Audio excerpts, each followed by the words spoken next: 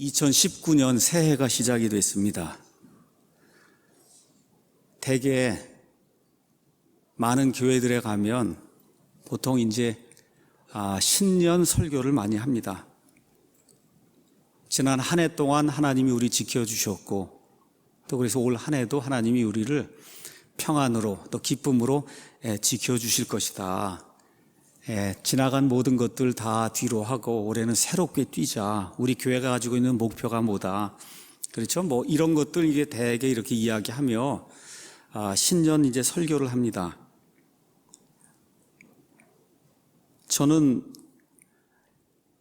지난 한 주간을 살면서 무엇을 좀 설교해야 될 것인가. 이제 원래대로 하면 빌립보서 강해를 이제 해야 되는데, 그래도 하나님께서 내철을 주시고 또 해가 이렇게 바뀌는 시즌을 주셔서 무엇인가 좀 새롭게 좀 해봐야 되겠구나, 이렇게 생각하는 그런 마음이 자동적으로 들도록 그렇게 이제 만들어 주셨기 때문에, 그래서 올해 첫 예배를 드리면서 어떤 토픽을 가지고 하나님의 말씀을 좀 전달해야 될 것인가, 이걸 좀 생각을 해봤어요.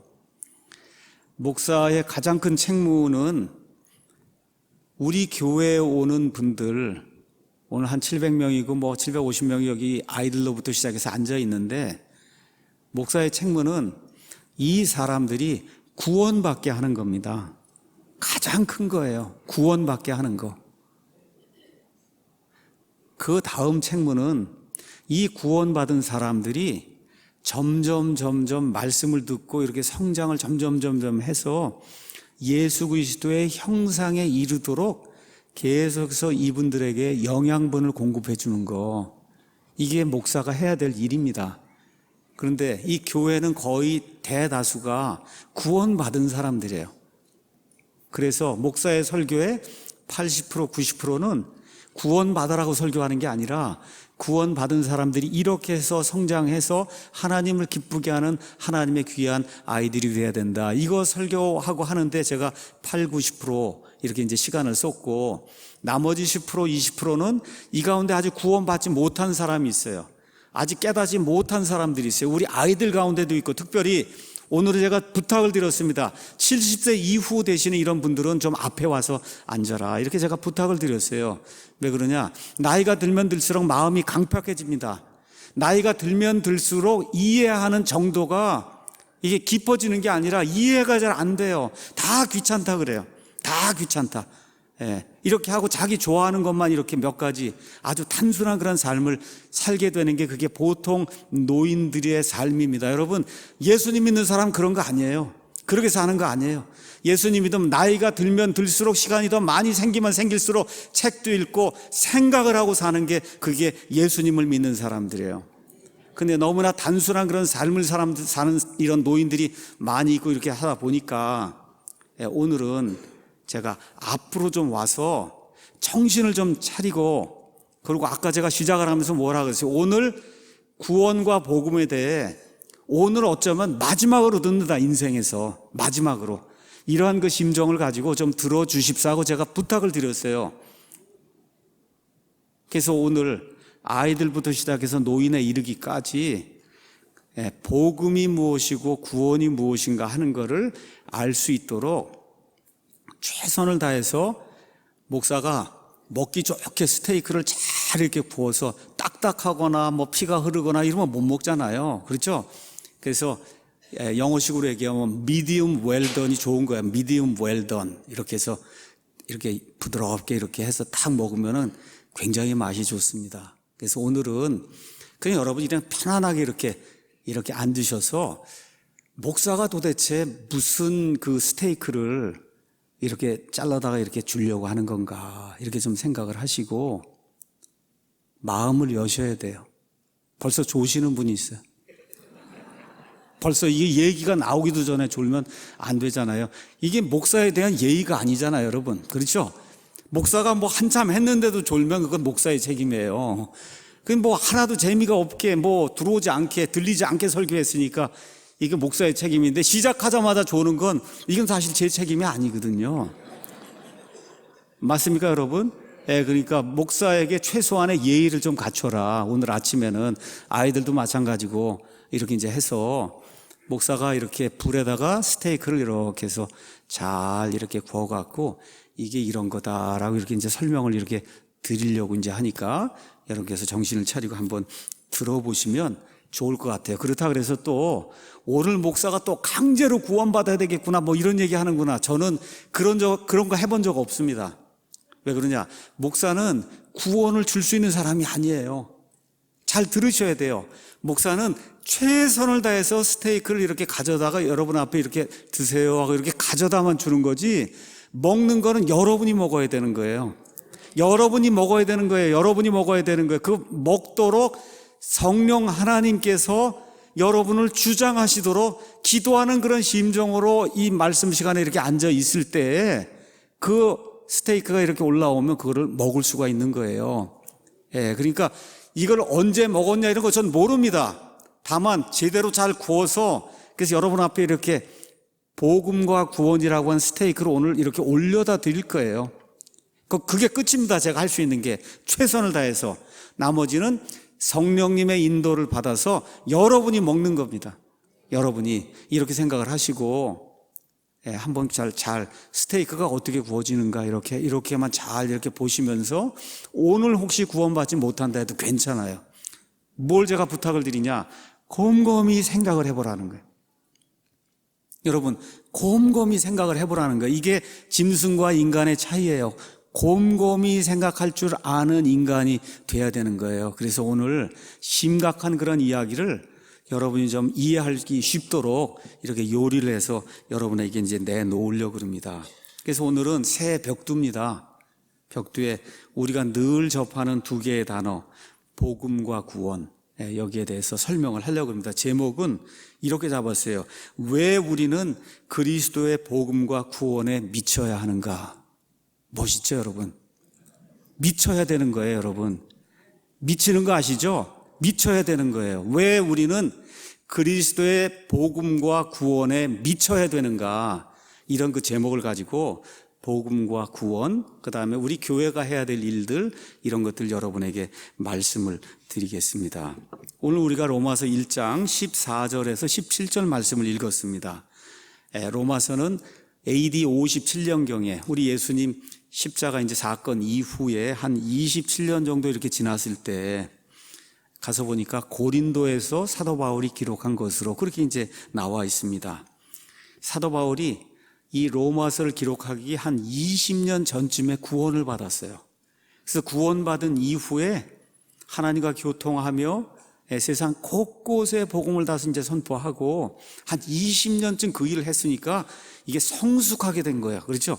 복음을 전하는 것도 아주 성숙하게 이렇게 해서 이 복음이 이게 포화 상태에 이르는 이런 상태에서 지금 멀리 있는 로마 사람들에게 복음을 전달하기 위해서 기록해 놓은 이 메시지가 로마서입니다. 왜 로마서를 기록했냐? 10절에서 이제 12절 가서 보니까 이렇게 기록이 되어 있습니다. 어찌하든지 이제라도 마침내 하나님의 뜻에 따라 순탄한 여정을 얻어 너희에게 가게 되기를 내가 간구하노라. 내가 너희를 간절히 보고자 함은, 로마에 가서 어떻게 하든지 너희를 보고자 함은 내가 너희에게 어떤 영적 선물을 나누어 주어 너희를 굳게 세우고자 함이니 이것은 곧 너희와 나 사이에 공통된 믿음으로 말미암아 내가 너희와 함께 위로를 받고자 함이라. 바울이 소아시아 여러 지방 다니면서 복음을 선포했어요. 또 그리스 여러 지방을 다니면서 복음을 선포했어요. 이제는 내가 영역을 넓혀서 저기 로마에까지, 로마 옆에 가면 또 스페인에까지, 거기 가서 예수 그리스도의 복음을 선포하며 하나님의 영적인 선물을 좀 나눠줘야 되겠다는 그런 갈망을 가지고 있는데, 그런데 어떻게 가기를 그렇게 원하는데 가서 보니까 안 됐다는 거예요. 13절에 형제들아 이제 나는 너희가 이것을 모르기를 원치 아니하노니 곧 내가 너희 가운데서도 다른 이방인들 가운데서처럼 어떤 열매를 얻기 위해 여러 번 너희에게 가고자 하였으나 이제껏 막혀도다. 가려고 열심히 노력을 했어요. 근데 안 됐다는 거예요. 이게 안 됐어요.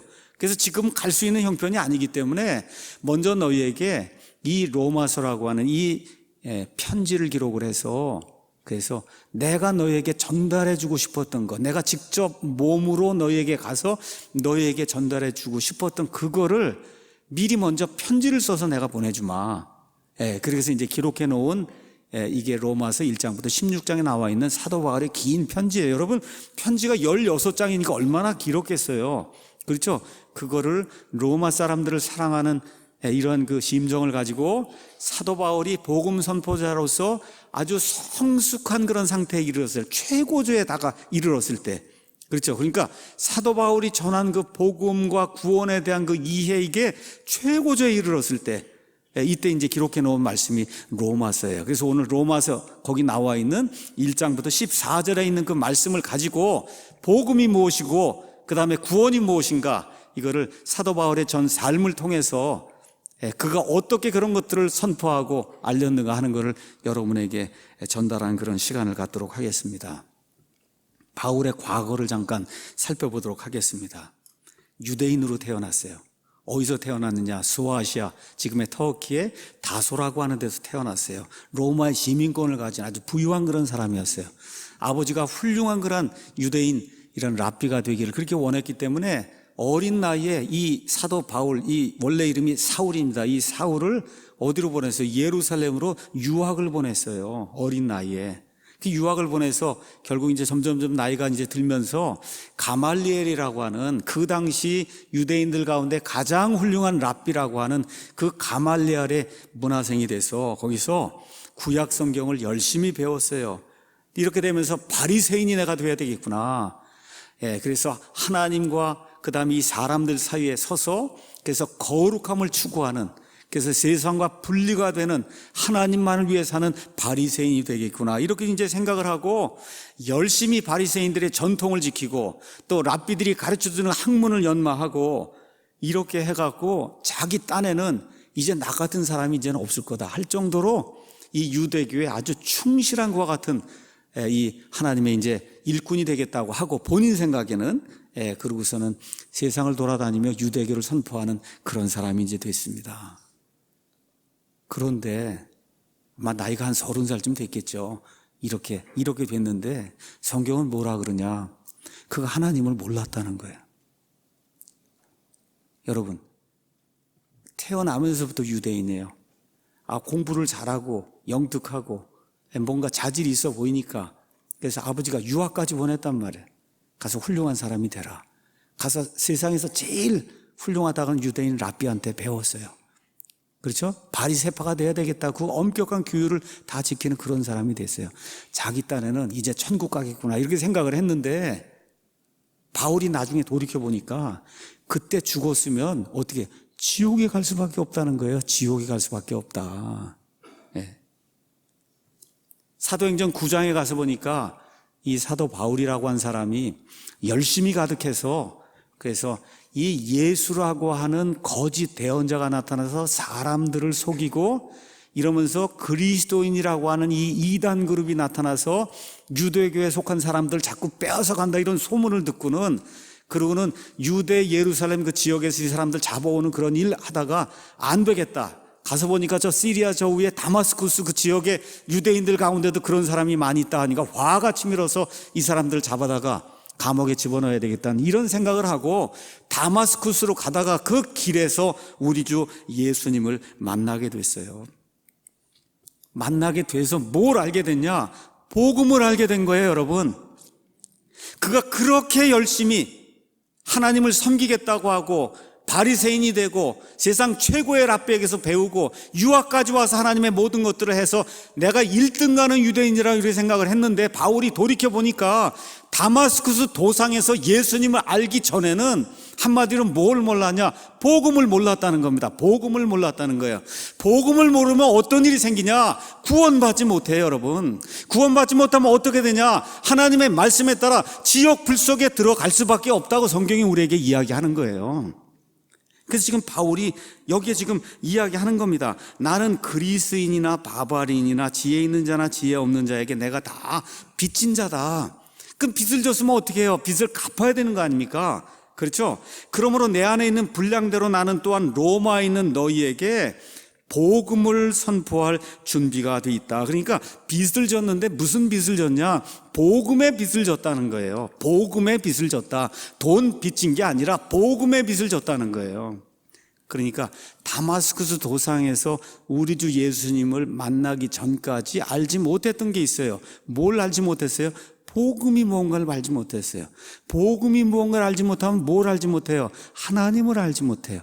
하나님을 알지 못하면 그의 그 수많은 종교적 열심, 그렇죠? 수많은 그 랍비의 가르침, 바리새인들의 엄격한 규례, 이 모든 걸 다 지켜도 세상 사람들 보기에 의로운 사람으로 그렇게 나타나도 바울이 뭘 얘기하는 거예요?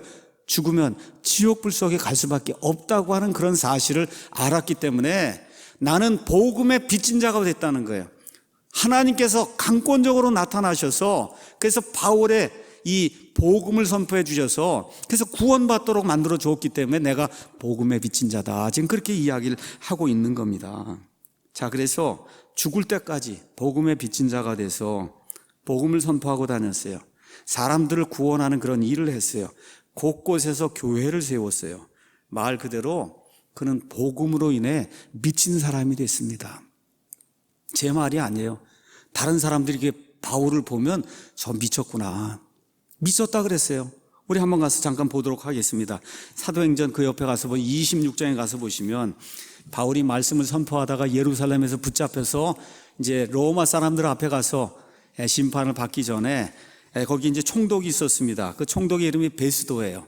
이 베스도하고 그 다음에 유대인들의 왕 아그리빠가 있었어요. 그 아그리빠 앞에서 마지막으로 로마에 가기 전에 증언하는 그런 내용이 26장에 이제 나와 있습니다. 그래서 사도 바울이 자기가 예수님을 만난 거, 다마스쿠스 길에서 예수님을 만난 거, 이런 모든 것들 다 한 다음에 17절, 18절에 바울이 복음이 무언가를 이렇게 이야기하는 거예요. 예수님이 바울에게 뭐라고 말씀하시느냐? 내가 너를 백성과 유대인 백성과 이방인들에게서 건져내어 이제 그들에게로 보내는 것은 그들의 눈을 열어주어, 그러니까 복음이 들어가면 눈이 열리는 거예요. 눈을 열어주어 그들을 어둠에서 빛으로 데리고 오는, 그게 복음이 하는 겁니다. 사탄의 권세에서 하나님께로 돌아오게 하려 하며, 이 땅에 속해 있는 모든 사람이 태어날 때 마귀의 자식들로 태어나서 마귀의 권세 아래 놓여 있는데 이 사람들을 빼앗아서 하나님께로 돌아오게 하는 그 일, 그게 복음이 하는 일이다. 그 결과 어떻게 되느냐? 그들이 죄들의 용서를 받고 내 안에 있는 믿음으로 거룩히 구별된 자들 가운데서 상속 유업을 받아 예수님과 함께 이 우주 공간에 있는 모든 것들을 공동으로 상속하는 그런 사람이 되게 만드는 것, 이게 복음이라는 거, 이게 복음의 핵심이다. 그러고 나서는 22절, 23절에 그 복음의 핵심 중에 핵심을 또 이야기하는 거예요. 그러므로 하나님의 도우심을 받아 나는 이날까지 계속해서 작은 자와 큰 자에게 증언하며 오직 대언자들과 모세가 반드시 일어나리라고 말한 그것들만을 말하노니, 그것은 곧 그리스도께서 고난받으실 것과 죽은 자들로부터 일어나야 할 첫사람이 되사 백성과 이방인들에게 빛을 보이시는 것. 다시 말씀드려, 죽음의 권세를 이기시고 일어나셔야 될 예수 그리스도, 바로 그 예수 그리스도가 복음의 핵심 중에 핵심이라고 하는 거, 그걸 내가 지난 20년 동안 온 세상을 돌아다니면서 선포했습니다라고 아그리빠 왕하고 그 다음에 베스도 총독에게 증언한 내용이 거기에 나와 있는 거예요. 이 얘기를 다 듣다가 24절에 이같이 자기를 위해 바울이 이야기하니까 베스도 총독이 큰 소리로 뭐라고 얘기해요? 바울아, 내가 내 정신이 아니구나. 내가 많이 배웠는데 내 많은 학식이 너를 미치게 하는구나. 그러니까 무슨 얘기야? 너 미쳤구나. 그렇게 공부 많이 하더니 너 미쳤구나. 지금 그렇게 얘기하는 거예요. 근데 바울이 뭐라 그래요? 베스도 총독과 나는 미친 게 아닙니다. 그렇죠? 26절에 나는 미친 게 아닙니다. 맑은 정신으로 지금 제정신으로 이야기를 하고 있습니다. 그 이야기는 이제 하고 그 다음에는 아그리빠 왕에게 또 설득을 하는 거예요. 아그리빠 왕께서 유대인들의 모든 전통과 말씀을 제대로 알고 있지 않습니까? 보면 메시아가 부활한다고 되어 있지 않습니까? 죽은 권세를 이긴다고 되어 있지 않습니까? 하고 왕 앞에 가서 왕에게 지금 복음을 선포하니까 여기 아그리빠가 뭐라고 이야기를 해요? 가서 보니까 28절에 내가 나를 설득하여 거의 그리스도인이 되게 하는도다. 여러분, 거의 그리스도인이 되면 죽는 거예요. 잘 들으셔야 돼요. 아그리빠가 거의 그리스도인 되게 하는, almost Christian. 영어로 가서 보면 almost Christian이 되면 안 되는 거예요. 아그리빠가 결국 almost Christian으로 살다가 그냥 죽고 말았어요. 바울이 다시 한번 이야기해요. 뭐라고 증언하냐, 29절에. 각하뿐만 아니라 이날 내 말을 듣는 모든 사람도 이렇게 결박당한 것을 빼고는 거의 나와 같이 되고 전적으로 나와 같이 되기를 내가 하나님께 원합니다. 오늘 이 시간에 이 목사가 이 자리에 서서 똑같은 말을 여러분에게 전달하고 싶은 거예요. 여기 뭐예요? 거의 나와 같이 되고 전적으로 나와 같이 되기를 제가 하나님 앞에 바라면서 여러분에게 오늘 복음과 구원에 대해서 설명을 좀 드리려고 합니다. 자, 그래서 사도 바울이 뭐라고 이야기했느냐. 열심히 이렇게 내고 이런 모든 거 다 하고 이렇게 이제 했는데, 열심을 냈음에도 불구하고 육신적인 그런 스펙, 우리가 지난주에 이제 살펴봤어요. 육신적인 그 스펙을 따라가서 살펴보면 사도 바울 같은 사람이 없어요. 거기 가서 보니까 빌립보서에 가서 보니까 이렇게 기록이 되어 있습니다. 빌립보서 3장에 가서 보니까 나는 여드렛째 되는 날 할례를 받았고 이스라엘의 줄기에 속한 자여 베냐민 지파에 속한 자여 히브리인 중에 히브리인이여 율법에 관하여는 바리새인이여 열심에 관한 교회를 핍박하였고 율법에 있는 의에 대하여는 흠이 없는 자다. 육신적인 스펙, 흠이 없는 사람이야. 더 이상 누가 따라올 수가 없는 그런 훌륭한 사람이야. 그래서 이런 상태에서 이렇게 랍비들의 가르침을 가르치고, 그렇죠, 바리새인들의 규례를 따르고 구약성경에 나와 있는데 이렇게 하고 뭐 이렇게만 하면 아주 천국 가는 건 내가 완전히 따놓은 거다, 이렇게 생각을 하고 사람들을 멸시하기도 하고 사람들에게 가서 열심히 유대교를 선포하기도 하고 또 예수님 믿는 사람들 잡아 죽이기도 하고 다 이렇게 이제 됐는데, 바울이 자기의 과거를 돌이켜보니까 다마스쿠스 그 도상에서 예수님을 만나지 않았으면 어떻게 되었을까? 어떻게 된다는 거예요? 지옥에 간다는 거예요. 그걸 깨달은 거예요. 지옥에 간다. 왜 그러냐? 복음을 알지 못하기 때문에. 그 복음을 알지 못하면 뭘 몰라요? 하나님을 모르는 거예요. 여러분 기억하셔야 돼요. 교회에 얼마든지 나올 수 있어요. 아버지 어머니가 장로일 수 있어요. 목사일 수 있어요. 교회 와서 집사 노릇 할 수 있어요. 집사의 아들, 딸이 될 수 있어요. 그렇게 돼도 복음을 모르고 하나님을 모를 수 있다는 거예요. 그 대표적인 사례가 지금 구원받기 전에 사도 바울입니다. 열심과 가지고 있는 육신적인 스펙으로는 따라올 사람이 없을 정도로 종교적인 그런 사람이었는데, 사도 바울이 자기의 뒤를 돌이켜보니 그때 죽으면 내가 지옥 갈 수밖에 없다 하는 걸 깨닫게 된 거예요. 그래서 복음을 알지 못한다는 것은 하나님이 어떤 분인가를 모른다는 뜻이에요. 하나님이 어떤 분인가. 그런 일이 생기면 어떻게 되느냐. 로마서 10장 가서 보니까 이렇게 이제 기록이 되어 있습니다. 로마서 10장에 대다수의 유대인들이 그 길을 따라갔어요. 10장 2절에 내가 그들에 대해 유대인들에 대해 증언하노니 그들이 하나님께 대한 열심은 있으나 지식에 따른 것이 아니다. 모르고 열심히 하는 거 소용이 없다는 겁니다. 모르고 교회생활 열심히 하는 거 소용이 없다는 거예요. 아무것도 모르고 성경 말씀만 읽는다는 거 소용이 없다는 거예요. 그들이 하나님의 의를 알지 못하여 자기 자신의 의를 세우려고 다니면서 하나님의 의에 복종하지 않았다는 거예요. 자기들 나름대로의 기준을 세우고 이것만 만족하면 하나님이 받아주시겠다는 이러한 착각 속에 빠져 평생을 살았다는 겁니다. 이러한 일이 사도 바울에게도 일어나고 지금 21세기에 사는, 특별히 교회 다닌다고 하는 그런 사람들 가운데도 이런 일이 얼마든지 일어날 수 있다는 거, 이거를 기억하면서 오늘 제 말에 좀 정신을 집중하고 이렇게 들어주시면 좋을 것 같습니다. 여기 15절 가니까 그래서 바울이 아주 절실하게 깨달은 거예요. 복음을 선포해야 되겠구나. 복음. 그래서 15절에 그러므로 내 아래에 있는 분량대로 나는 또한 로마에 있는 너희에게 뭘 선포해요? 복음을 선포할 준비가 돼 있다. 다른 거 없어요. 로마 사람들 만나고 싶었어요. 뭐 하고 싶었어요? 복음을 가르쳐 주고 싶었던 거예요. 복음. 까딱 잘못했으면 자기가 지옥 갈 수밖에 없었거든요. 예수님을 만나서 복음을 알게 된 거예요. 복음을 알게 돼서 그래서 어떻게 돼요? 진짜 하나님의 아들이 되는 그런 일이 생긴 거예요. 이게 너무나 컸기 때문에 사람들이 나를 미친 사람이라 그래도 나는 오직 복음만 선포한다. 이 복음이 뭔가 여러분에게 설명하도록 하겠습니다. 복음, 영어로 가스플 이렇게 돼 있는데 성경 가서 찾아보면 96회가 나옵니다. 마태복음 4장 23절부터 요한계시록 14장 6절까지 96회가 나오는데 이상하게도 구약 성경에는 한 번도 안 나와요. 복음이라고 하는 말은, 복음, 가스플이라고 하는 말은 신약 성경에만 나와요. 쉽게 얘기하면 복된 소식이에요. 오늘 여러분이 들은 말로 표현하면 바울을 미치게 만든 게 복음입니다. 여러분, 바울을 미치게 만든 게 복음이에요. 바울을 미치게 만든, 그러니까 그냥 여러분에게 제가 그냥 여러분이 기억하도록 하기 위해서 자꾸 그 얘기를 하는 거야. 바울을 미치게 만든 원동력이 복음이다. 그렇게 이해하면 쉽죠, 조금? 그렇게 이야기를 하겠어요. 왜 복된 소식이냐? 말 그대로 복을 주기 때문에 복된 소식이에요. 그럼 무슨 복을 주냐? 또 누구에게 주냐? 그 복을 어떻게 받냐? 이런 걸 제가 여러분에게 설명을 좀 드리려고 합니다.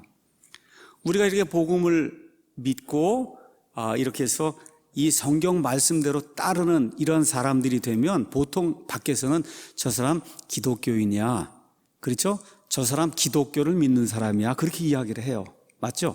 그래서 크리스천니티, 이 기독교는 뭘 이야기하는 거냐?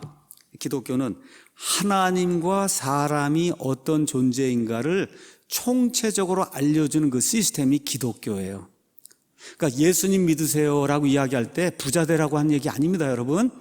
예수님을 믿으세요 하고 얘기할 때는 하나님은 이런 분입니다, 그 하나님 앞에서 사람은 이런 존재입니다 하고 설명해 주는 게 그게 예수님을 믿으라고 하는 거예요. 여러분 이해하셔야 됩니다. 예수님 믿으세요, 복 받습니다. 그 복이 뭐냐? 그 복이 하나님이 어떤 존재이고 사람이 어떤 존재인가를 알려주는 게 그게 복이에요, 여러분. 그게 복이다. 그걸 알아야 구원받기 때문에 그런 거예요. 자, 그래서 복음은 하나님과 사람이 어떠한 존재라는가 하는 것 자체를 가장 간단하게 알려주는 이 엑기스, 이 기독교 전체가 있을 때 그거에 가장 엑기스가 되는 게 그게 복음이에요. 복음. 더 추가할 것도 없고, 그렇죠, 거기서 빼낼 것도 없는 거예요. 이거 하나로 사람이 구원받는 겁니다. 복음. 자, 그래서 먼저 하나님과 사람에 대해서 알려주는데 성경은 창세기 1장 1절 한번 가서 보세요. 처음에 하나님께서 하늘과 땅을 창조하신 하나님, 뭐 내가 있다 없다 이런 얘기 전혀 하지 않습니다. 성경에 딱 들어가면 나오는 게 누구예요? 하나님이에요. 그 하나님이 어떤 일을 하셨다 그래요? 무에서 유로 이 세상 우주 공간에 존재하는 모든 것을 무에서 유로 창조하셨다고 성경이 이야기를 해요. 그래서 기독교를 안다는 것, 복음을 안다는 것은 첫 번째가 뭐냐? 창조자가 있다는 걸 아는 거예요. 여러분, 창조자가 있다는 걸 아는 게 그게 기독교의 핵심입니다. 내 주인이 있다는 걸 아는 게 기독교의 핵심이에요. 그게 없으면은 교회를 아무리 오래 다녀도 구원 못 받습니다. 그러니까 복음의 핵심 중에 핵심은 뭐냐? 하나님이 계신다는 거예요. 창조자가 계신다는 거예요. 그리고 그 창조자와 대비가 돼서 창조자가 만들어 놓은 창조물이 있다는 겁니다. 이게 아는 게 그게 복음의 기본 중에 기본인 거예요. 그 여러 가지 창조물 중에 하나님이 특별히 만든 창조물이 있다는 거예요. 창세기 1장 26절에서 27절 가서 보니까 하나님이 사람을 하나님의 형상대로 만드셨다는 거예요. 하나님의 형상, 하나님의 모든 도덕적인 이와 같은 그 퀄리티, 이런 모든 것들을 사람에게 부어줘서 생각할 수 있고, 그렇죠, 사유할 수 있는 이와 같은 존재로 하나님이 만들어 주신 거예요. 자, 그러면 저와 여러분이 뭘 만들면 만드는 목적이 있을 거 아닙니까? 그렇죠? 뭘 만들면, 마이크를 만들든 종이를 만들면 만드는 목적이 있듯이 하나님이 여러 가지를 다 창조했는데 특별히 사람만 하나님의 형상을 따라 이렇게 만든 데는 목적이 있을 거 아니에요? 맞습니까? 그 목적이 있는 거예요. 그 목적. 이 목적을 이루게 하나님이 만드셨어요. 그거 다 만드신 다음에 하나님이 창세기 1장을 마무리 지으시면서 1장 31절에 하나님이 자기가 만든 모든 것을 보시니 어땠다 그래요? 모든 게 좋았더라, 그렇게 기록이 되어 있어요. 왜 좋아요? 하나님이 좋으시기 때문에 좋은 거예요. 기억해야 됩니다. 하나님이 좋으시기 때문에 모든 게 좋은 거예요. 영어로 굿이에요. 굿. 아시겠죠? 굿. 하나님이 굿하기 때문에 모두를 만들어 놓은 게 굿한 거예요. 자, 창세기 시작이 되면서 창조자가 있고 창조물이 있고 창조물 가운데 특별히 만든 인간이 있고 이 모든 걸 만드셨어요. 목적을 가지고 만드셨어요. 하나님의 일을 하기 위해 만드셨어요. 모든 것이 보기에 좋았다는 거. 이게 일단은 복음의 첫 번째 기초가 되는 거예요. 두 번째, 이 선한 창조 세상에 마귀가 들어왔다는 거예요. 마귀가 침입을 해왔어요. 그래서 뭐가 들어와요? 죄가 들어왔다는 내용이 창세기 3장에 이제 나와 있는 거예요.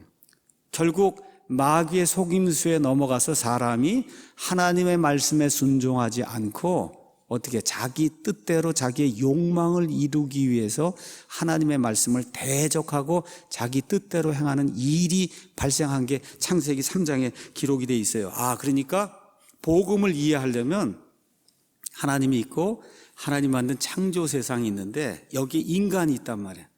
이 인간을 하나님으로부터 떼어놓으려고 속임수를 가지고 와서 사람을 죄 속으로 밀어넣는 영적인 존재, 마귀라고 하는 존재가 있구나. 이걸 저와 여러분이 인식을 해야 되는 거예요. 그래서 마귀가 있어요. 무슨 일을 해요? 하나님의 말씀을 거부하게 만들어요. 그리고 사람이 마귀 뜻대로 아니면 사람의 뜻대로 살도록 사람에게 온갖 지혜와 여러 가지 것들을 이렇게 가져다 주고 하나님을 대적하도록 이 모든 일을 조장하는 그러한 이 영적인 존재, 마귀가 있다는 거예요.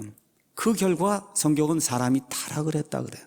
그 선한 상태, 좋은 상태가 유지가 안 되고 그래서 하나님의 그 형상의 많은 부분이 일그러졌다고 이야기하는 거예요. 일그러졌어요. 하나님이 이렇게 화살을 가지고 쫙 쏴서 화살을 이렇게 쏘면 저 관역이 있으면 관역 저 가운데 딱 맞도록 그 딱 맞는 그 관역을 성경은 하나님의 영광이라 그래요. 그러니까 하나님이 우리를 왜 만드셨냐? 하나님의 영광으로 초청하기 위해 만든 거예요. 그 저와 여러분의 최종 목표는 뭐냐? 하나님의 영광에 도달하는 거예요. 영광이 이런 관역이 여기 딱 도달해야 되는데 죄가 들어와서 관역 밖으로 나가게 됐다는 겁니다.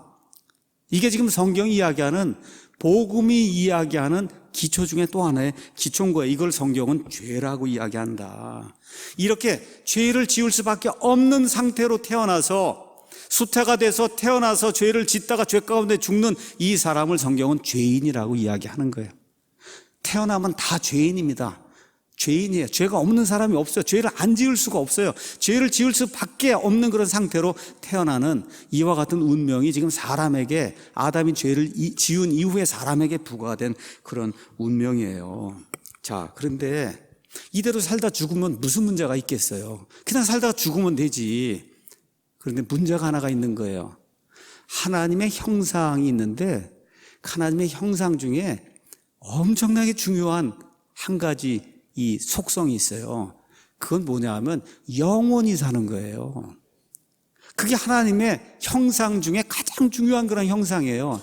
영원히 죽는 거, 영원히 사는 거, 영원히 사는 거. 그런데 죄 가운데 살다가 죄인으로 그대로 죽으면 영원토록 악한 자로 이 선하신 하나님과 분리가 돼서 살아야 되는 거예요. 이게 지금 문제가 있는 거예요. 여러분 여기 살다 이걸 끝이면은 마음대로 죄 짓고 뭐 마음대로 하고 싶은 거 다 하고 그러고 그냥 죽으면 돼요. 근데 문제가 뭐냐?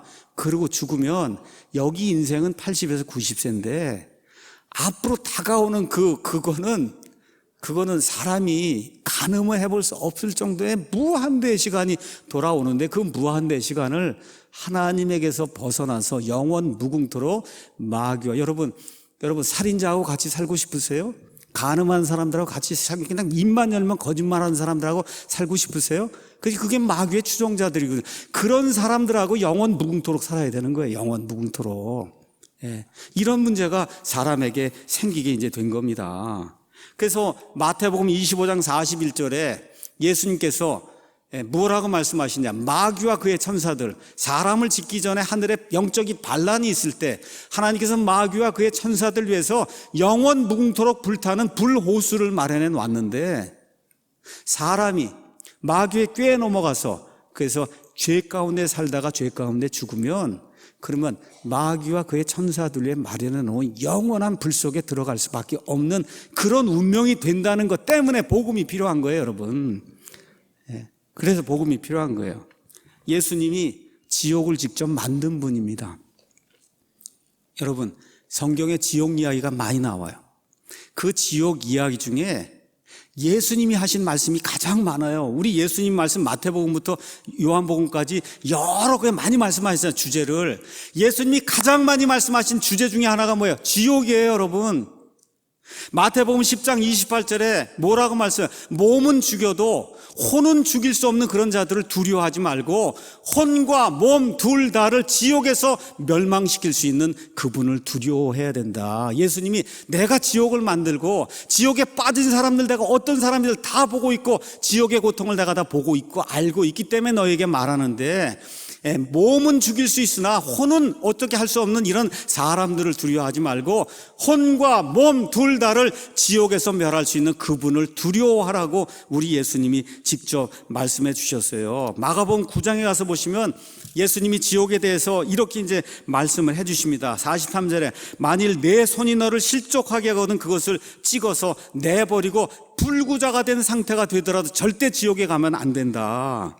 지옥은 어디냐? 지옥은 결코 꺼지지 않는 불속이다. 지금 그렇게 이야기하는 거예요. 이게 너무 중요하기 때문에 예수님이 다시 한번 말씀하십니다. 내 발이 너를 실족하게 하거든 잘라내 버리라는 겁니다. 47절에 내 눈이 너를 실족하게 하든 눈을 빼버리고라도 불구자가 되더라도 절대 지옥불 속에 들어가면 안 된다. 왜 그래요? 거기 가서 보니까 거기서는 그들의 벌레도 죽지 아니하고 불도 영원 무궁토록 꺼지지 않는다. 내가 직접 지옥을 만들었고 내가 직접 그 안에 있는 사람들을 보고 내려왔고 지금 이 시간에 내가 증언하는데 절대 지옥에 들어가면 안 된다. 우리 예수님이 많은 토픽들 가운데 많은 시간을 할애해서 선포한 토픽이 뭐예요? 지옥에 대한 토픽이요. 지옥에 가면 안 된다는 거예요. 예수님이 그 말씀을 해준 거예요. 자, 많은 사람들이 이렇게 이야기해요. 하나님이 그렇게 좋으신 분인데 왜 사람을 지옥에 보냅니까? 잘 들으셔야 돼요. 이제부터 아이러니가 나와요. 하나님이 좋다는 게 그게 아이러니가 되는 거예요. 잘 들어야 돼요. 하나님의 속성이 있어요. 하나님은 선한 분이에요. 얼마만큼 선하냐? 100% 선하세요. 하나님은 공의로운 분이에요. 얼만큼 의로우냐? 100% 의로우세요. 하나님은 거룩한 분이에요. 얼마만큼? 100%. 지저분한 게 이만큼도 없는 거예요. 이게 여러분, 이게 치명타인 거예요. 이게 치명타다. 왜 그러냐? 하나님이 죄가 있는 자를 전혀 형벌을 주지 않고 용서를 하면 하나님이 더 이상 하나님이 안 됩니다, 여러분. 이해하시겠어요? 하나님이 100% 선하기 때문에 저와 여러분이 선한 존재가 안 되면 하나님께 갈 수가 없는 거예요. 그러니까 하나님이 100% 옳기 때문에 저와 여러분이 100% 옳은 존재가 아니면 하나님께 갈 수가 없는 거예요. 왜 그래요? 하나님이 형벌을 주셔야만 되는 거예요. 그렇게 해야만 하나님인 겁니다.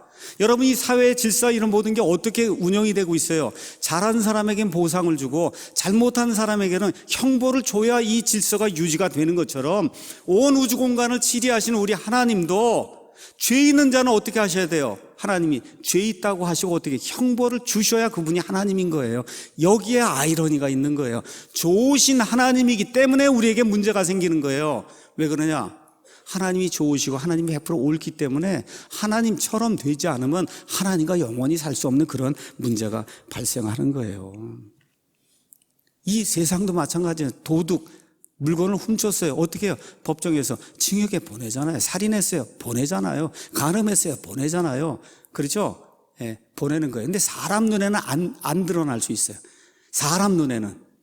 근데 성경 가서 보니까 뭐라고 되어 있어요? 하나님의 눈은 온 세상을 다니면서 어떤 사람들이 악한 일을 하는지 어떤 사람들이 의로운 일을 하는지 보신다고 그렇게 기록이 되어 있어요. 그 보시는 하나님이 무엇라고 결론을 내리시냐? 성경 말씀 가서 보니까 로마서 3장에 이렇게 기록이 된 거예요. 하나님이 지금까지 태어난 수십억의 사람들을 다 보고 그리고 거기다 하나님이 결론을 내렸어요. 3장 10절에 의로운 자는 없나니 단 한 사람도 없으며 깨닫는 자도 없고 하나님을 찾는 자도 없으며 그들이 다 길에서 벗어나 함께 무익하게 되고 선을 행하는 자가 없나니 어때요? 단 한 사람도 없다는 거예요. 단 한 사람도 없다. 자, 그러니까 하나님의 공의라고 하는 그 속성을 유지하기 위해서는 반드시 형벌을 주고, 그렇죠? 이 사람들을 심판을 해야 돼요. 근데 하나님의 또 다른 속성이 있어요. 그 뭐야? 하나님 무한대로 사랑이 많으시단 말이에요. 무한대로 사랑이 많으세요. 내가 만들어 놓은 저 아들, 딸들을 형벌을 줘서 다 지옥불 속에 그냥 집어넣을 수가 없다는 겁니다. 그렇죠? 그러니까 하나님이 하셔야 될 일이 있어요. 우리 사람이 하는 게 아니라 하나님이 어떻게 되냐. 하나님의 공의를 유지하면서도 하나님의 무한하신 사랑을 베푸는 방도를 하나님이 우리를 위해 제공을 해 주셔야, 그래야 하나님인 거예요, 여러분. 맞습니까? 그래야 하나님인 거예요. 하나님의 공의, 하나님의 거룩함, 하나님의 선함, 여기에 하나도 손상을 받지 않으면서도 동시에 하나님의 무한대로 사랑이 많으신 분이라는 걸 보여줘야 될 그런 책무가 우리 하나님에게 있는 거예요. 이렇게 안 하고 공의를 마음대로 하나님이 갖다 버리고 누구나 다 용서해주고 이렇게 되면 어떻게 돼요? 누가 있다고 했어요? 마귀와 그의 대적자들이 있잖아요. 그럼 또 뭐라 그러겠어요? 왜 저 사람들만 그냥 용서해 줍니까? 그렇죠? 이런 문제가 있기 때문에 하나님 그렇게 할 수가 없는 거예요. 그렇게 하면 하나님이 아닌 거예요. 그래서 이제 복된 소식이 들어오는 겁니다. 그래서 이제 복음이 들어오기 시작하는 거예요. 자, 그럼 어떻게 해야 되나? 하나님의 진노를 가감없이 모든 죄인들에게 쏟아 부어야 돼요. 그게 하나님이에요. 하나님이 하나님 되시려고 하면 하나님의 모든 진노를 가감없이 모든 죄인에게 쏟아 부어야만 하나님이 하나님인 거예요. 맞습니까, 여러분? 동시에 인간이 죄를 버리고 회개하고 돌이킬 수 있는 기회를 또 하나님이 허락해 주셔야 하나님인 거예요. 맞습니까? 다시 말씀드려, 단 한 번의 영원 무궁토록 하나님의 공의를 만족시키며 하나님의 그 크신 사랑을 보여줄 수 있는 완벽한 희생 예물이 필요가 있었던 거예요. 이게 복음의 복된 소식이다. 자, 그래서 복음은 하나님께서, 우리 영어로 얘기하면 이니셔티브, 누가 서로 회담을 하면은 어떤 사람이 선제적으로 들고 나올 때 우리가 저 사람이 이니셔티브를 가지고 한다 그래. 복음은 하나님과 사람 사이에 지금 문제가 있단 말이에요. 이거를 하나님이 이니셔티브를 가지고 선제적으로 하나님이 사람이 살 수 있는 길을 마련해 주시는 게 이게 복음이에요. 하나님이 선제적으로 하는 거예요. 사람이 먼저 하는 게 아니에요. 하나님이 선제적으로 하시는 거예요. 어떻게 하시냐? 창세 전에 이미 계획을 세우시고 하시는 거예요. 문제가 생기니까 하신 게 아니라 창세 전에 아버지 하나님, 아들 하나님, 성령 하나님 이 모든 것들 내다보시고 창세 전에 복음의 구원 계획을 세우시고 그 일을 선제적으로 우리를 위해서 하시는 거예요. 그래서 기독교 복음의 특징은 사람이 먼저 하는 게 아니라 하나님이 먼저 하는 겁니다. 에베소서 2장에 나와 있는 것처럼. 왜 그래요? 아무도 하나님 앞에 서서 자랑하지 못하게 하시려고. 모든 영광과 찬양은 누가 받아야 돼요? 하나님만 받아야 돼요. 하나님은 질투하는 하나님이에요. 그렇기 때문에 누가 와서 하나님 제가 조금 좀 하지 않았습니까? 뭐 이렇게 얘기하면 그거 하나님이 참으실 수 없다는 거예요. 너를 구원한 거, 지옥 불 속에서 구원한 거, 죄 속에서 구원한 건 100% 내 은혜로 거저 이렇게 된 거지 내 행위로 되는 게 아니다 해서 하나님이 선제적으로 구원받는 방법을 마련해 주신 거예요. 자, 그러면 누군가가 이 일을 해야 될 거 아닙니까? 그렇죠? 그럼 우주 공간에 있는 누군가가 해야 되잖아요. 우주 공간에 누군가가 이런 일, 하나님의 심판을 다 받고 동시에 하나님의 사랑을 다 보여주고 이 일을 누군가가 이제 해야 되는 거예요. 천사 할 수 있어요? 없어요? 왜 그래요? 죽질 않습니다. 천사는 희생 예물이 될 수가 없어요. 사람 할 수 있어요? 없어요? 사람 다 죄덩어리이기 때문에 사람이 사람을 대신할 수 없는 거예요. 그러니까 할 수 있는 게 남은 게 뭐예요? 짐승 하나밖에 없는 거예요. 짐승, 피를 흘리고 죽을 수 있는 거 짐승 하나밖에 없는데 죄는 안 짓는데 어떻게 해요? 불완전한 거예요. 그러니까 어떻게 해요? 계속 드려야 되는 거예요. 짐승의 피를 계속 잡아 드려야 되는 거예요. 그런데 우리 하나님께 감사드려야 됩니다. 우리 삼위일체 하나님은 한 하나님이신데 세 인격체가 그 안에 존재해요. 세 인격체가 존재해요. 그래서 그 세 인격체 중에 한 분이 내가 그 일을 하겠다라고 하시고는 하나님이 이 땅에 사람의 몸을 입고 오신 거예요. 이게 기독교의 복음이에요. 여러분, 하나님이 한 분이면 안 됩니다. 그게 하나님 안에 세 인격체, 아버지 하나님, 아들 하나님, 성령 하나님, 그 세 인격체 중에 한 분이 내가 이 땅에 내려가서 이 모든 일, 하나님의 진노를 받고 하나님의 사랑을 보여주고 그 일을 완전하게 하겠다고 이 땅에 내려오신 거예요. 그러니까 완전하신 분이 내려오셔서 완전하게 진노를 받고 완전하게 사랑을 베푸시면 그 일을 한 번만 하면 되는 거죠, 여러분. 여러분, 한 번만 하면 되는 거죠. 예, 그래서 단번 속죄 희생 예물이 되신 거예요. 우리 예수님께서 몇 번 하셨어요? 그 일을 한 번만 하시는 겁니다. 한 번. 영원히 한 번만 하시는 거예요. 왜 그래요? 영원 무궁토록 하나님의 진노를 완전 무결하게 받으시고 하나님의 사랑을 완전 무결하게 보여주셨어요. 그 일이 어디서 생겼냐? 십자가에서 예수님 죽으실 때 생긴 거예요, 여러분. 그래서 우리 예수님이 하나님이신데 사람의 몸을 입고 이 땅에 오셔서 하나님이 쏟아부으시는, 그래서 겟세마네 동산에 가시기 전에 예수님이 하나님 앞에 이야기하잖아요. 아버지, 가능하시거든 이 잔을 제게서 좀 옮겨주시면 안 되겠어요? 이 잔 안에 뭐가 들었어요? 하나님의 진노가 들어있단 말이에요. 이 하나님의 진노가. 이걸 좀 옮겨주시면 안 되겠습니까? 그런데 제 뜻대로 하지 마시고 아버지의 뜻대로 하시옵소서 하시고는 예수님이 가셨어요. 십자가에 이렇게 달리셨어요. 예수님이 아세요. 어떻게 아시냐? 내가 이제 죄덩어리가 되는 걸 아시는 거예요. 죄덩어리. 온 세상 모든 사람들의 죄가 예수님에게 놓였어요. 이렇게 되면 아버지가 죄를 볼 수 있어요, 없어요? 못 보잖아요. 그러니까 뭐라고 그러세요? 엘리 엘리 라마 사박다니. 예, 그렇죠. 뭐라고 말씀? 나의 하나님이여 나의 하나님이여 어찌하여 나를 버리시나이까 라고 하면서 결국 어떻게 돼요? 모든 것 다 이루시면서 영어로 it is finished. 다 이루었다고 말씀하실 때 하나님의 진노의 잔에 들어있던 모든 진노의 포도즙이 예수님에게 100% 다 쏟아진 거예요. 그 쏟아지는 그 순간에 예수님이 고린도 후서에 가서 보니까 5장이 뭐래? 죄가 되신 거예요. 하늘의 하나님이 사람의 몸을 입고 오신 것도 참 굉장한데 그 하나님이 죄가 되신 거예요. 저와 여러분을 대신해서 죄가 되셔서 하나님의 진노가 100% 예수님에게 떨어져서 예수님이 모든 인간이 겪어야 될 지옥의 형벌을 십자가에서 다 받으신 거예요. 그 순간에. 그래서 it is finished. 다 끝났다는 거예요. 다 끝났어요. 뭐가 끝났어요? 영원 무궁토록 단번 희생 예물 드리는 그 일이 그걸 다 끝이 났다는 겁니다, 여러분. 끝이 난 거예요. 그러니까 더 이상 희생 예물을 드릴 필요가 있어요, 없어요? 없는 거예요, 더 이상.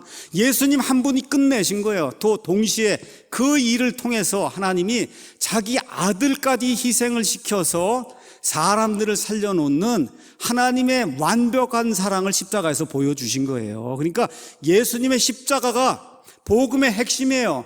사랑하기 때문에 한 게 아닙니다, 여러분. 무엇을 하길래 하신 거예요? 하나님의 진노를 퍼붓기 위해서 예수님이 십자가에서 죽으신 거예요. 완벽한 희생예물로. 그래서 세상 죄를 제거하시는 하나님의 어린 양이 된 겁니다, 여러분. 그래서 영원히 단 한 번 희생예물이 되어주셔서 더 이상 희생예물을 드릴 필요가 없는 이 신약시대를 하나님이 마련해 놓으신 거예요. 그러고 나서 하나님 거기서 그친 게 아닙니다. 복음의 핵심이 또 하나가 있어요. 사람들이 죽으면 끝나는 걸로 생각했는데 하나님이 사람은 영원 무궁토록 사는 거다 하는 걸 보여주시기 위해서 사흘이 지났을 때 무덤을 여시고 우리 예수님을 붙잡아 일으켜 세우신 겁니다, 여러분.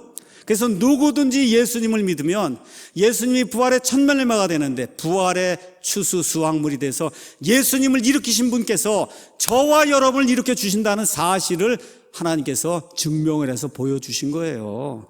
이렇게 해서 어떻게 됐어요? 게임이 끝난 거예요. 마귀와 하나님 사이에 게임이 그냥 끝나고 만 거예요. 이런 일이 복음이다. 자, 그래서 복음이 이렇게 표현이 되어 있습니다. 한번 가서 보겠습니다. 한번 저와 같이 가서 보세요. 고린도전서 15장 보겠어요.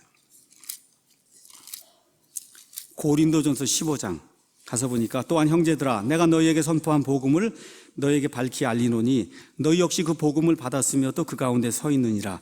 너희가 만일 내가 너희에게 선포한 그 복음 그걸 기억하고 헛되이 믿지 아니하였으면 또한 그 복음으로 구원을 받는다는 거야. 복음으로 구원받는. 그럼 복음이 뭐냐? 뭐라고 기록이 되어 있어요? 내가 또한 받은 것을 무엇보다 먼저 너에게 전하였느니 그 복음은 먼저 성경 기록대로 그리스도께서 우리의 죄들로 인하여 죽으시고 묻히셨다가 성경 기록대로 셋째 날에 다시 살아나신 거, 이게 복음이란 말이에요. 복음. 자, 그러면 구원은 뭔가 잠깐 설명하고 마치겠습니다. 복음은 하나님의 구원 계획이에요. 하나님의 구원 계획이 복음이에요. 여러분, 누가 뭐라고 얘기하면 하나님의 구원 계획이다. 그 구원 계획을 받아들이면 그 뭐예요? 구원 계획이니까 어떻게 돼요? 구원 계획을 받아들이면 구원을 받는 거예요. 여기 16절에 가서 보니까 이렇게 기록이 돼 있어요. 내가 그리스도의 복음을 부끄러워하지 아니하노니 이는 그 복음이 믿는 모든 자를 구원에 이르게 하는 하나님의 권능, 파워예요. 여러분, 여기 나오는 파워는 다이너마이트예요. 다리를 폭파하는 다이너마이트 아시죠? 사람을 구원할 수 있는 유일한 파워는 예수님의 복음밖에 없다고 지금 성경이 우리에게 이야기하고 있는 거예요. 그래서 이 복음을 이해하고 그 복음의 핵심인 예수 그리스도를 나의 구원자로 이거 받아들이면 어떻게 돼? 하나님이 강권적으로 복음을 통해서 사람을 구원하게 되는 거예요. 구원이 뭐냐? 죄와 사망과 그다음에 마귀에게서 벗어나는 게 그게 구원이에요. 우리 예수님의 이름의 뜻이 뭐예요? 그가 자기 백성을 그들의 죄들에서 구원할 것이다. 이게 예수님이라는 이름의 뜻입니다. 이렇게 되니까 어떤 일이 생기냐? 17절 복음에는 하나님의 의가 믿음에서 믿음까지 계시되어 있나니 이것은 기록된 바 의인은 믿음으로 살리라 함과 같으니라. 그래서 복음을 받아들여, 예수님을 받아들여, 그렇게 구원을 받으면 어떻게 돼요? 의인으로 하나님이 인정을 해주시는 거예요. 의인으로 인정을 해주니까 어떻게 돼요? 하나님이 의로운데 우리가 의인으로 인정을 받으니까 하나님과 함께 살 수 있는 그런 존재가 돼야 되는 거다. 이게 구원입니다. 언제 구원이 이루어지냐? 잘 들으셔야 돼요. 죽어봐야 안다. 이거 큰일 나는 얘기입니다. 이거 천주교 김수환 추기경이니까 그 사람이 얘기한 거예요. 죽어봐야 한다. 우리 교회 성도들 가운데 죽어봐야 구원받는다고 하면 이거 큰일입니다. 이거 목사가 가서 회개보고 크게 해야 돼요. 제가 다시 분명하게 이야기합니다. 죽어봐야 아는 거 그거 구원 아닙니다, 여러분. 그거 복된 소식 아니에요. 지금 아는 게 복된 소식입니다, 여러분. 지금 안다고 성경이 이야기하고 있어요. 내가 그 복음을 받아들여 예수님이 우리 안에 들어오시면 우리 안에 생명을 주시는 거예요. 어떤 생명을 주시냐? 영원 무궁한 생명을 주시는 겁니다. 그러니까 천국에 가봐야 하는 거, 그건 이단이 가르치는 거예요. 성경은 무엇라고 이야기하느냐? 그렇게 이야기하지 않습니다. 요한복음 말씀 가서 잠깐 보겠습니다. 요한복음 5장에 가서 보니까 24절에 진실로 진실로 내가 너희에게 이르노니 내 말을 듣고 또 나를 보내신 분을 믿는 자는 영원한 생명이, 지금 영존한 생명이 지금 있는 겁니다. 영존한 생명이 있고 정죄에 이르지 아니하리니 사망에서 생명으로 이미 어떻게 됐어요? 옮겨진 겁니다, 여러분. 예수님을 구원자로 받으면 영원한 생명이 쑥 들어오면 이미 옮겨진 거예요. 옮겨진 겁니다. 죽어서 천국 가봐야 하는 게 아니에요. 오늘 제가 분명하게 말씀드렸어요. 다시 말씀드려, 여러분의 피해에 대해 제가 무죄하다는 거예요. 사도 바울의 표현대로 얘기하면 제가 분명하게 이야기했기 때문에. 그래서 한번 성경적으로 정확하게 구원을 받으면 그러면 어떤 사람도 구원을 빼앗아갈 수가 없어요. 없습니다. 왜 그래요? 에베소서 4장 30절에 너희가 저 구속의 날까지 하나님의 영에 의해 봉인이 되었다 그래요. 여러분, 이런 봉투가 있어요.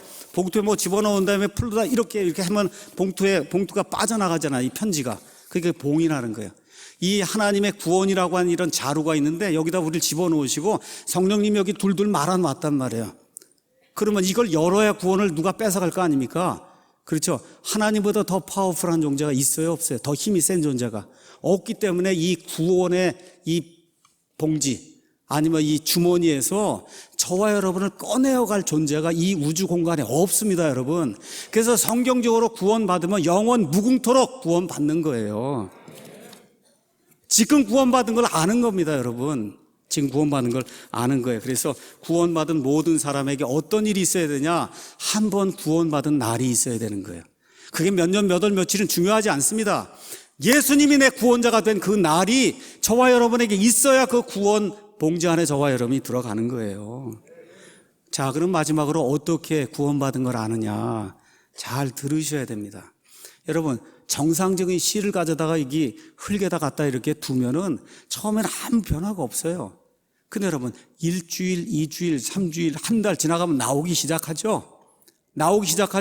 왜 그래요? 생명이 있기 때문에 나오는 거예요. 생명이 있기 때문에 나와서 맨 끝에 가면 어떻게 돼요? 열매를 풍성히 맺게 되지요. 처음에는 보이지 않아요. 저게 구원받았나 뭐 보이지 않아요. 예수님의 생명이 들어도 안 보여요. 근데 이게 죽을 때까지 안 보이면 문제 있는 거예요. 어떻게 알 수 있느냐? 계속해서 자라나는 것을 통해 구원받은 걸 알 수가 있는 거예요. 구원은 생명이 들어가는 거예요. 예수님의 생명이 이렇게 쑥 들어가는 거예요. 그러니까 구원받은 이후에 예수님의 생명이 계속해서 내 안에 자라면서, 그래서 어떻게 예수님의 열매를 맺는 거예요. 이걸 통해서 구원받은 걸 알게 되는 거예요. 어떻게 되냐? 믿음이 점점 강해지는 거예요. 거룩한 삶을 살려고 하는 노력이 점점 커지는 거예요. 하나님을 아는 지식과 지혜가 점점 성장하는 거예요. 다른 사람들에게 은혜와 긍휼을 베푸는 게 점점 커지는 거예요. 이게 나도 알고 옆에 있는 사람이 알 수가 있게 되어 있습니다, 여러분. 이 생명이 들어가면. 맞습니까? 예. 그 결과 어떤 일이 생기냐? 하나님은 점점 커지고 나는 점점 작아지는 이런 일이 생기는 거예요. 하나님은 점점 더 거룩해지시고 나는 왜 이렇게 추악한 존재일까 하고 자꾸 자기 자신이 낮아지는 그런 일이 생기게 돼 있습니다, 여러분. 이게 구원받은 사람의 증표예요. 이것이 성장하는 그리스도인이에요. 이렇게 되면 어떻게 돼요? 하나님의 영이 들어오기 때문에 세상을 보는 모든 눈이 하나님의 눈으로 올바르게 보는 그런 사람이 되는 거예요. 이런 사람들이 모여서 교회라고, 이런 사람들이 모여서 국가를 형성하면 하나님이 기뻐하시는 그런 국가가 되는 겁니다. 결론의 말씀 드리겠어요. 하나님의 복음을 제가 설명했어요. 하나님이 사람의 몸을 입고 이 땅에 오셨다. 왜 그래요? 진노를 퍼부을 대상이 필요한 거예요. 하나님의 공의를 이루기 위해, 동시에 하나님의 사랑을 표출해 줄 수 있는 이와 같은 대상이 있어야 돼요. 그 일이 예수 그리스도를 통해서 어디서 이루어져요? 십자가에서 이루어졌기 때문에 우리 예수님이 다 이루었다 말씀하시는 거예요. 다 이루었어요. 하나님의 공의를 다 이루시고 하나님의 사랑을 다 이루셨어요. 더 이상 추가할 게 있습니까? 없습니까? 거기다가 없어요. 거기다 더 추가하면 예수님을 무시하는 거예요. 예수님 무시하면 지옥불 속에 들어갈 수밖에 없는 거예요. 여러분, 가봐야 하는 거예요. 죽어서 가봐야 하는 거예요. 지금 할 수 있는 거예요. 지금 할 수 있는 거예요. 사망에서 생명으로 옮겨진 겁니다, 여러분.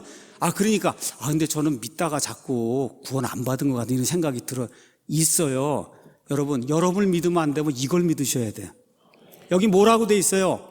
정죄에 이르지 않는다고 돼 있잖아요. 어떻게 돼? 사망에서 생명으로 옮겨졌다고 자꾸 의심이 들면 여기 요한복음 5장 24절 말씀을 가져다 놓고 하나님이 뭐라고 말씀하냐?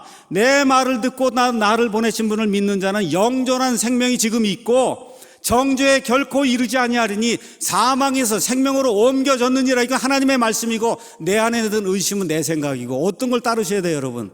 의심이 들어도 어떤 걸 따르셔야 돼요? 하나님의 말씀을 따르는 거예요. 의심이 드는 것도 당연한 거예요. 있을 수 있는 일이에요. 의심 든다고 구원 못 받은 게 아닙니다. 아무리 의심이 들어도 이것만 있으면 되는 거예요. 예수님을 내 구원자로 영접한 날이 있으면 되는 겁니다. 그래서 성경에 이거를 간단하게 이렇게 표현했습니다. 로마서 10장 가서 다시 한번 찾아보겠습니다. 로마서 10장에 9절 말씀 보겠습니다. 내가 만일 내 입으로 주 예수님을 시인하고, 주 예수님, 그분이 어떤 분이시가 제가 설명을 다 했잖아요. 그 예수님을 시인하고 하나님께서 그분을 죽은 자부터 이렇게 세우신 것을 내 마음속으로 믿으면 구원을 받는단 말이에요. 이게 복음이에요. 사람이 마음으로 믿어 의에 이르고 입으로 시인하여 구원에 이르느니라. 13절, 누구든지 주의 이름을 부르는 자는 구원을 받는 거예요. 주의 이름을 부르는 거 예수님을 알아야 부를 거 아니에요. 그 예수님이 누군가를 알려주는 게 그게 복음이다. 오늘 제가 복음과 구원을 설명했어요. 여러분, 오늘 구원받지 못할 수 있어요. 괜찮습니다. 다만 곰곰이 생각 좀 해보셔야 돼요. 곰곰이 나는 죽으면 어떻게 될 것인가를 곰곰이 생각해 봐야 되는 거예요. 왜 그러냐? 히브리서에 가서 보니까 하나님을 이렇게 표현했어요. 히브리서 12장 28절에 그러므로 우리가 움직일 수 없는 왕국을 받을진대 은혜를 소유하자. 이 은혜를 힘입어 우리가 공경하는 마음과 하나님께 속한 두려움을 가지고 받으실 만하게 하나님을 섬길지니 우리 하나님은 소멸시키는 불이신. 여러분, 이 나무고 뭐고 있을 때 불로 다 이렇게 가져다 하면 소멸되잖아요. 그렇죠? 하나님 믿지 않는 자를 지옥 불 속에서 멸하실 수 있는 분이야. 무서운 분이에요.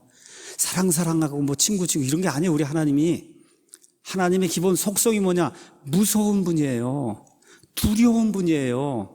여기 그래서 이 히브리서 2장을 시작하면서 히브리서를 기록한 사도 바울이 이렇게 이야기를 하고 있는 겁니다. 2장 3절에 우리가 이렇게 큰 구원을 소홀히 여기면 어찌 피할 수 있겠느냐? 우리가 이렇게 큰 구원을 소홀히 여기면 어찌 피할 수 있겠느냐? 그래서 하나님이 거저 주신 이 은혜를 그냥 자꾸 아니라 그러고 무시하고 생각 전혀 안 하고 자꾸 뒤로 미루고 이렇게 되면 어떻게 돼요? 영원 무궁토록 하나님과 떨어져서 사는 마귀와 그의 천사들, 그 악한 자들. 여러분 우리 주변에 악한 자들 많이 있잖아요. 이렇게 보면 나 저 사람하고 살고 싶지 않아. 그런 사람이 있잖아요. 그런 사람이 한두 명, 수억 명이 내 옆에서 영원 무궁토록 불타지 않고 거기서 사는 거예요. 그 불 속에 들어가서. 그래서 어떻게 해요? 탐구하셔야 돼요. 자, 우리 교회 여기 있는 모든 성도들 거의 대다수가 구원받은 사람이에요. 어떤 사람이야? 구원의 복음의 빚을 진 사람이에요. 그래서 우리 사랑 침례교회에 오면 복음의 빚진 자로서 복음을 어떻게 하든지 세상 끝까지 전달하려고 노력하는 그런 사람이 돼야 돼요. 오늘 제가 제목이 뭐라 그랬어요? 왜 우리는 복음과 구원에 미쳐야 하는가? 이 교회는 미쳐야 되는 거예요. 여러분 이거 가서 축구 게임 하는 거 아니에요? 축구 게임 2대1로 이길 수도 있고 5대0으로 질 수도 있고. 여러분 졌다 그래서 무슨 문제 생겨요? 저와 여러분에게? 2대1로 이겼다 그래서 무슨 좋은 일 생겨요? 그래 왜 흥분하고 열광해요 여러분 그거 보고. 그렇잖아요. 막 흥분하고 열광을 하잖아요 거기 가서. 그런데 사람이 죽고 사는 문제가 여기 구원과 복음에 달려 있어요. 그거 어떻게 해야 돼요? 미쳐야 되는 겁니다. 이게 미쳐야 되는 거예요. 우리 사랑 침례교회가 2019년 이후에는 하나님의 복음과 예수 그리스도의 은혜, 그렇죠, 이 구원 소식에 미쳐서 세상 모든 사람들에게 말씀을 가져다 전달하는 그런 아름다운 성도, 아름다운 교회가 되기를 예수님의 이름으로 축원합니다. 기도하겠습니다.